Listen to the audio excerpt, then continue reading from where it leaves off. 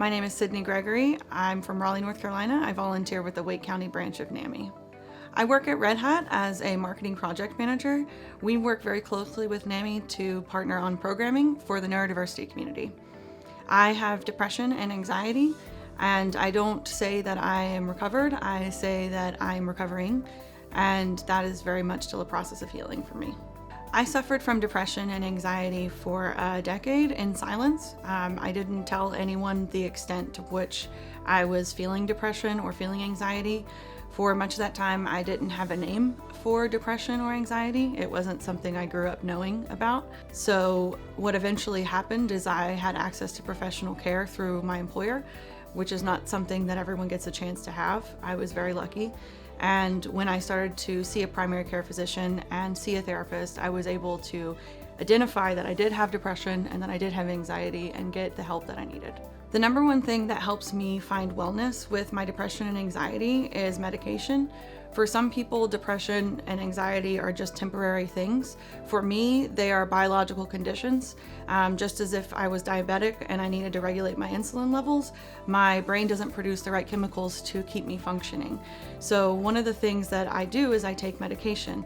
While access to that is very important and a completely different issue, what's most important is the stigma around that issue. We find ourselves not even being able to admit that we have mental illness, much less admitting that we need help with mental illness. And medication, sometimes people feel that it will change who you are as a person, and they don't think that it will change you for the better. In addition to the stigma around medication, there's also stigma, as I mentioned, around just talking about mental illness and even speaking negatively about how you feel. Instead of when someone says you have a good day, you say you feel really well, saying you feel bad or maybe it's a rough day. One of the things that NAMI helps Red Hat do and helps me do in our neurodiversity community is provide programming that talks about mental illness, talks about different types of mental illness, the different methods of coping, what different therapies look like. And we do that for all Red Hat associates to really try to reduce that stigma and get a good conversation going. The number one thing we can do to fight mental illness is to reduce stigma. And the number one thing we can do to reduce stigma is just have a conversation.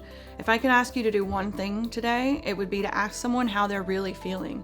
Or when someone asks you how you're feeling, answer honestly, even if it's not good. Sometimes we have bad days and we can't suffer in silence. I did it for 10 years. That's no way to live.